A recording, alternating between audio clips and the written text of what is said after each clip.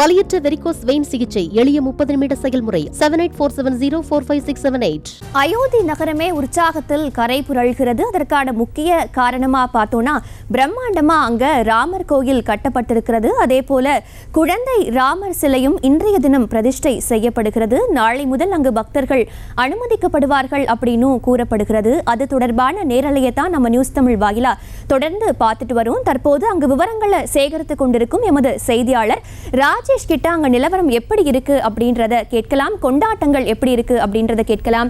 ராஜேஷ், கடும் குளிரையும் கூட பொருட்படுத்தாமல் பக்தர்கள் அங்கே வந்த வண்ணம் இருக்கிறார்கள். திரையில பார்க்க முடிகிறது. எங்கு காணினும் மலர்களால் அலங்கரிக்கப்பட்டிருக்கு. ஜெய் ஸ்ரீராம் என்ற கோஷம் கேட்கிறது. அந்த வாசகத்தை பார்க்க முடிகிறது. அதே போல இன்றைய தினம் முக்கிய நிகழ்வாக பிராண பிரதிஷ்டை நிகழ்வானது நடைபெற இருக்கிறது. பிரதமர் நரேந்திர மோடி அவர்கள் எத்தனை மணிக்கு வர இருக்கிறார்? இன்றைய நிகழ்ச்சி நிரல் என்ன ராஜேஷ்?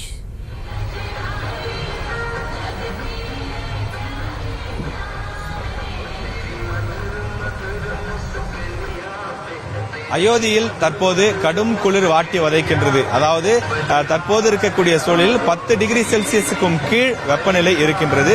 இந்த கடும் குளிரிலும் பக்தர்கள் மிகுந்த உற்சாகத்தோடு அவர்கள் ஆனந்த களிப்பாடி வருகின்றார்கள். தற்போது ராமர் கோவில் இருக்கக்கூடிய அந்த வீதியிலே நாம் தற்போது இருக்கின்றோம். 2 கிலோமீட்டர் தூரத்திற்கு இதே போன்றுதான் வீதிகள் அலங்கரிக்கப்பட்டு வண்ண கோலங்கள் இடப்பட்டு மிகுந்த உற்சாகத்தோடு இருக்கிறார்கள்.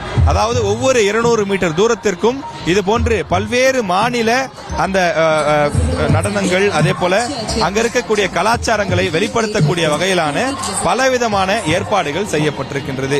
நாம் செல்லக்கூடிய இடங்களிலெல்லாம், அதாவது நாம் ஏற்கனவே குறிப்பிட்டது போல சரையு நதியிலிருந்து ராமர் கோவில் அமைந்திருக்கக்கூடிய இடம் 2 கிலோமீட்டர் தூரம்.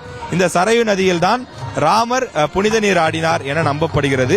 அது மட்டும் இல்லாமல் அவர் வைகுண்டம் செல்வதற்கான வழியாக இந்த சரையு நதியை தான் பயன்படுத்தினார் என சொல்லப்படுகிறது.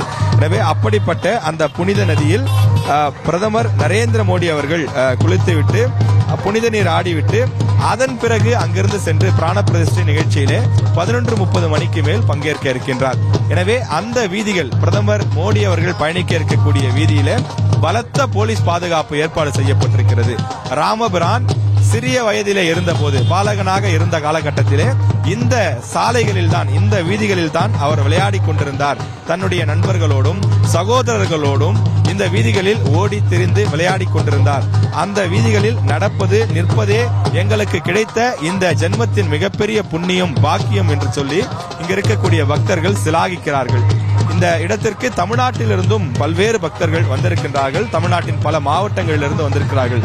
குறிப்பாக கோவை, திருப்பூர், கரூர் உள்ளிட்ட பல மாவட்டங்களிலிருந்து வந்திருக்கிறார்கள். அவர்கள் நம்முடைய நியூஸ் தமிழ் மைக்கை கண்டதுமே ஓடி வந்து, நியூஸ் தமிழ் அயோத்திக்கும் வந்திருக்கீங்களா, ரொம்ப சந்தோஷம், நல்லா சிறப்பா கவர் பண்ணி நல்லா செய்தியை வெளியிடுங்க அப்படின்னு சொல்லி நம்மளை உற்சாகப்படுத்திட்டு போறாங்க. நாங்கள் ராமருடைய பக்தர்கள் இந்த ஒரு நாளுக்காகத்தான் பல ஆண்டுகளாக நாங்கள் காத்து கிடந்தோம். நாடு முழுவதும் இருந்து ராமருடைய பக்தர்கள், இந்துக்கள் இங்கே குவிந்திருக்கின்றோம். எங்களுக்கு அனுமதி 23ஆம் தேதிக்கு பிறகுதான் என அரசு தெரிவித்திருக்கிறது. எனவே 23ஆம் தேதிக்கு பிறகு எவ்வளவு பெரிய வரிசை இருந்தாலும் அதில் பல மணி நேரங்கள் காத்திருந்தாவது நிச்சயம் நாங்கள் ராமபிரானை தரிசிப்போம் என்று மிகுந்த உற்சாகத்தோடு பக்தர்கள் தெரிவிக்கின்றார்கள். அதே போல ராமருடைய சிலை அயோத்தியிலே வைக்கப்பட இருக்கக்கூடிய, பிரதிஷ்டை செய்யப்பட இருக்கக்கூடிய ராமர் சிலை பொறுத்தவரையிலே கருவறையில் 5 வயது குழந்தை பருவ சிரித்த முகம் கொண்ட ராமருடைய சிலையானது இன்றைய தினம் திறந்து வைக்கப்பட இருக்கின்றது. அதாவது பிராண பிரதிஷ்டை, பிராணம் என்றால் உயிர், பிரதிஷ்டை என்றால் நிறுவுதல். சிலையை நிறுவி சிலைக்கு உயிர் கொடுக்கக்கூடிய ஒரு முக்கியமான நிகழ்ச்சி. நம் ஊரிலே எப்படி சிலை வைக்கப்பட்டு புதிதாக கோவில் கட்டப்பட்டு கும்பாபிஷேகம் நடத்தப்படுமோ அதே போன்ற ஒரு நிகழ்வுதான் இங்கே நடைபெறுகிறது. ஒவ்வொரு மாநிலத்திற்கும் ஏற்ப அந்த கலாச்சாரங்கள், சொல்லக்கூடிய வார்த்தைகள், அதே போல அங்கு செய்யக்கூடிய சில நடைமுறைகள் மாறும். அதுபோலத்தான் நமது ஊரிலே, தமிழ்நாட்டிலே இருக்கக்கூடிய கோவில் வடிவங்கள் என்பது திராவிட கட்டடக்கலை, தமிழ்நாட்டினுடைய அந்த மரபு, தமிழ்நாட்டினுடைய கட்டடக்கலையாக இருக்கின்றது. அதே போல இங்கு இருக்கக்கூடிய அந்த கட்டிடக்கலை என்பது நாகரா கட்டிடக்கலையிலே கோவிலானது செதுக்கப்பட்டிருக்கின்றது. இங்க இருக்கக்கூடிய அந்த சிலை, அதற்கு செய்யப்படக்கூடிய பூஜைகள் போன்றவை எல்லாம் வட நாட்டிலே என்ன மாதிரியான பூஜை முறைகள் செய்யப்படுமோ அது போன்றதொரு பூஜைகள் செய்யப்படுவதற்கான நாடு முழுவதும் இருந்து பல்வேறு பூஜை செய்வதற்கான அந்த முக்கியஸ்தர்கள் வந்திருக்கின்றார்கள். 5 வயது குழந்தை பருவ சிரித்த முகம் கொண்ட ராமர் சிலை நிறுவப்பட்டுள்ள நிலையிலே இன்றைய தினம் அந்த பிரதிஷ்டை நடைபெற இருக்கின்றது. 200 கிலோ எடை கொண்ட ராமர் சிலை கர்நாடகா மாநிலத்தை சேர்ந்த சிற்பி தயார் செய்திருக்கிறார். அங்கிருந்துதான் அந்த பாறை வெட்டி எடுக்கப்பட்டு ராமருடைய சிலையானது செதுக்கப்பட்டிருக்கின்றது. மதியம் 12:15 மணி முதல் 12:45 மணிக்குள் இந்த கும்பாபிஷேகம் என குறிப்பிடக்கூடிய பிராண பிரதிஷ்டை நிகழ்வானது நடைபெற இருக்கின்றது. பிரதமர் நரேந்திர மோடியோடு உலகம் முழுவதும் இருந்து வந்திருக்கக்கூடிய விவிஐபிக்கள் இந்த நிகழ்விலே பங்கேற்க இருக்கிறார்கள். இன்றைய தினம் நடைபெறக்கூடிய நிகழ்ச்சியிலே 7000க்கும் மேற்பட்டோர் பங்கேற்க இருக்கிறார்கள். அனைவருக்குமே பாஸ் வழங்கப்பட்டிருக்கிறது. அந்த பாஸ் இல்லாத நபர்கள் எவ்வளவு பெரிய விஐபியாக இருந்தாலும் உள்ளே அனுமதிக்கப்பட மாட்டார்கள் என இந்த ட்ரஸ்ட் போர்டு சார்பிலே தெரிவிக்கப்பட்டிருக்கிறது. தமிழ்நாட்டிலிருந்து நடிகர் ரஜினி, தனுஷ் உள்ளிட்ட திரைப்பிரபலங்களும் பல்வேறு அரசியல் கட்சிகளை சார்ந்த முக்கிய பிரமுகர்களும் இங்கே வந்து தங்கியிருக்கின்றார்கள். அவர்களும் இன்னும் சில மணி நேரங்களில் கோவில் அந்த கும்பாபிஷேக நிகழ்வுகள், கோவில் திறப்பு நிகழ்வு நடைபெறக்கூடிய இடத்திற்கு வர இருக்கின்றார்கள். இந்த அயோத்தி மாநகர் எப்படி திருவிழா பூக்கோலம் பூண்டிருக்கிறது என்பதை நாம் திரையிலே பார்த்துக் கொண்டிருக்கிறோம். ஒளிப்பதிவாளர் கருப்பையா உங்களுக்கு காண்பித்துக் கொண்டிருக்கிறார். பக்தர்கள் பரவசத்தோடு தெரிவிக்கக்கூடிய, மீண்டும் மீண்டும் சொல்லக்கூடிய ஒரு காட்சி, ஒரு விஷயம் என்னவென்றால், இப்படி ஒரு நாள் அமைந்து விடாதா என்று நாங்கள் பல ஆண்டுகளாக தவம் கிடந்தோம். எப்படி முனிவர்கள் அதற்காக தவம் இருப்பார்களோ அதுபோல நாங்கள் மனதிலே தவம் இருந்தோம். ராமபிரானுக்கென்று ஒரு கோவில் கட்டப்பட வேண்டும், ராமர் அயோத்தியிலே வெகு சிறப்பாக நின்று எங்களுக்கு காட்சி தர வேண்டும் என்று சொல்லி நாங்கள் பல ஆண்டுகளாக காத்து கிடந்தோம் என்று வட இந்தியாவில் இருக்கக்கூடிய பல பக்தர்கள் தெரிவிக்கின்றார்கள். அவர்களுடைய அவர்கள் வந்து ஹிந்தி தான் பேசுகிறார்கள். சிலர் ஆங்கிலத்தில் பேசக்கூடிய நபர்களிடம் நாம் சென்று பேசும்போது மிகுந்த பக்தியோடும் மிகுந்த உற்சாகத்தோடும் அவர்கள் தெரிவிக்கின்றார்கள். இங்க இருக்கக்கூடிய அனைவருமே நாங்கள் எதிர்பார்த்து காத்திருந்த நாள் இதுதான் என்று அவர்கள் மிகுந்த உற்சாகத்தோடு தெரிவிக்கிறார்கள். இந்த ஒரு வார காலமும் எங்களுக்கு தூக்கமே கிடையாது, முழுக்க முழுக்க திருவிழா போல இருக்கின்றது. விடிய விடிய காத்திருந்து இங்கு செய்யப்பட்டிருக்கக்கூடிய ஏற்பாடுகள், இந்த பிராண பிரதிஷ்டை நடைபெறக்கூடிய ஒவ்வொரு நொடியையும் நாங்கள் எண்ணி காத்துக் கொண்டிருக்கிறோம். இனி நாங்கள் எங்களுடைய விருப்பப்படி சென்று ராமபிரானை தரிசிப்போம் என்று குறிப்பிடுகிறார்கள். அதே போல பிரதமர் நரேந்திர மோடி உள்ளிட்ட முக்கிய விஐபிக்கள் வரக்கூடிய காரணத்தால் இந்த பகுதியில் முழுமையாக போக்குவரத்துக்கு தடை விதிக்கப்பட்டிருக்கிறது. சிறிய சிறிய காடி, அதாவது சிறிய சிறிய சந்துகள்லாம் கூட, அந்த கல்லி எல்லாம் கூட முழுமையாக தடை செய்யப்பட்டிருக்கிறது. பேரிகார்டுகள் கொண்டு அடைக்கப்பட்டிருக்கக்கூடிய அந்த காட்சியை நாம் பார்க்கின்றோம்.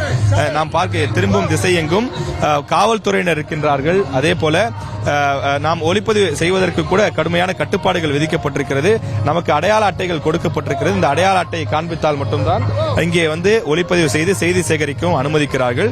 ஏனென்றால் ராமபிரான் கோவில் இருக்கக்கூடிய இடத்திலிருந்து சரியாக 1 கிலோமீட்டர் தூரம் அளவிற்கு நாம் வந்துவிட்டோம். தற்போது இங்கிருந்து மிக சரியாக 1 கிலோமீட்டர் தூரம் தான். இங்கிருந்து நம்ம கோபுரத்தை கூட பார்க்கலாம். ராமபிரான் கோவில் அமைந்திருக்கக்கூடிய ராமருடைய அந்த கோவில் கோபுரம் பார்க்கலாம். அருகில் இருக்கக்கூடிய அனுமன் கடியினுடைய கோவில் பார்க்கலாம். ஒளிப்பதிவாளர் கருப்பையா உங்களுக்கு காண்பிப்பார். அந்த இடம் முழுவதும் ஒரு நேரான வீதி, அதாவது சரையு நதியிலிருந்து ராமபிரான் கோவிலுக்கு செல்லக்கூடிய வீதி என்பது ஒரு நேரான வீதி. மிகச்சரியாக 2 கிலோமீட்டர் தூரம் வரும். இந்த 2 கிலோமீட்டர் தூரம் சரையு நதியிலிருந்து நீங்கள் புனித நீர் ஆடிவிட்டு அப்படியே நடந்து சென்றால் முதலில் அனுமன் கடி வரும், அனுமருடைய கோவில் வரும். அனுமாரை தரிசித்து விட்டு அவரிடம் அனுமதி வாங்கிவிட்டுத்தான் பிறகு நாம் ராமபிரானை சென்று தரிசிக்க வேண்டும் என்று இங்க இருக்கக்கூடியவர்கள் குறிப்பிடுகிறார்கள். எனவே அப்படித்தான் இத்தனை நாட்களாக இங்கே இருக்கக்கூடிய பக்தர்கள் சென்று தரிசித்து வந்தார்கள். நேற்றிலிருந்து 2 நாட்களுக்கு, அதாவது 21, 22 இந்த 2 நாட்களுக்கு தடை விதிக்கப்பட்டிருக்கிறது.